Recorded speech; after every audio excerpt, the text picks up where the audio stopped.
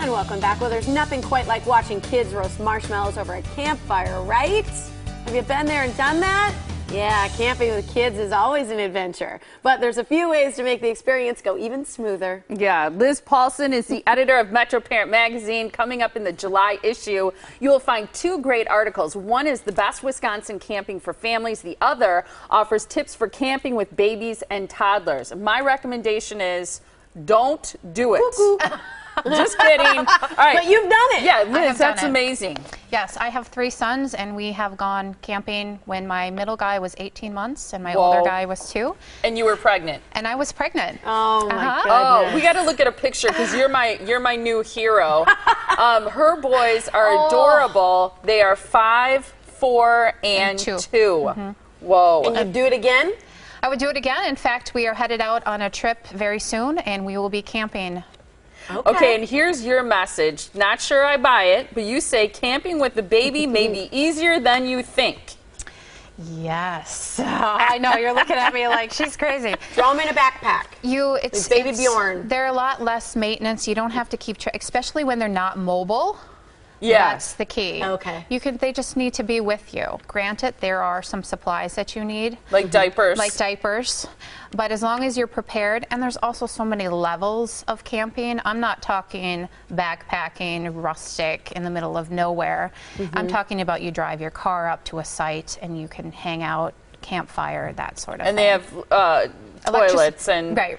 Maybe running electricity water. or something. Yeah, okay. So would you, with kids, I assume, I'm not a parent, but I assume you all want to pile into the same tent, right? You don't want to put them in their own tent? It depends. I don't know how old you got to be to have your own tent. I'm like 4. Are they old enough to sleep in the other tent? 2?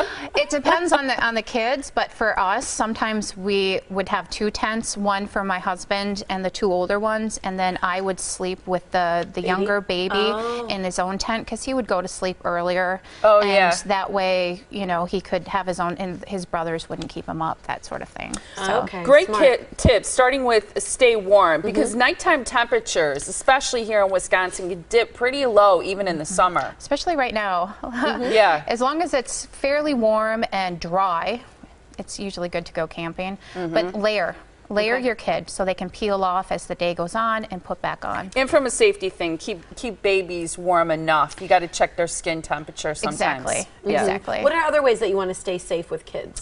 Well, I always recommend that you should always do a trial run by camping in your backyard before you actually get to a site. That's a great idea. Once you get to the site, be sure to look around, look for poison ivy, Yeah. look for big rocks, sharp items, maybe even trash and stuff that was left from the previous camper, just to make sure that your kids are safe. Well, check for ticks at night, things like that as well. Yes, when you're in the tent, just make sure that ticks. And my mom taught me when I had my first baby, God's gift to new moms or any mom, especially if you have babies, is a portable play yard, a safe one. And that can be really key at a campground, I would think. Especially as they're getting more mobile and you want to set up your campfire and stuff, but you don't want them near it. That's a good thing to take with you. Yeah. Absolutely. So keeping them busy is key. How do you keep some of the kids busy when maybe they can't be at the fire when you're building it or starting it or things like that? Well, usually when we go camping, we always end up with a massive rock collection by the time that we leave.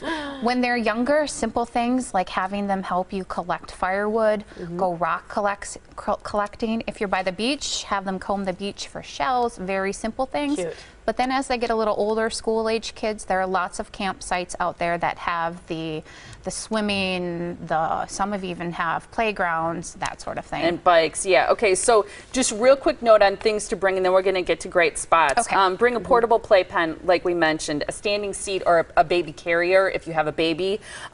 Packing essentials. So those are the things: warm clothing, socks, rain gear, keep everybody dry. A sun hat for babies is key. Diapers, wipes, a changing pad, safety pins, even to keep the tent, the doors closed at night. Yep. Garbage bags, hand sanitizer, simple toys, feeding supplies, flashlights and extra batteries, insect repellent is key, sunscreen too, and a camera with extra batteries. Let's go through some of the hot spots to go camping. So there are a lot of them that are near us. I recommend Harrington Beach, which is not too far, about a 45-minute drive drive from here.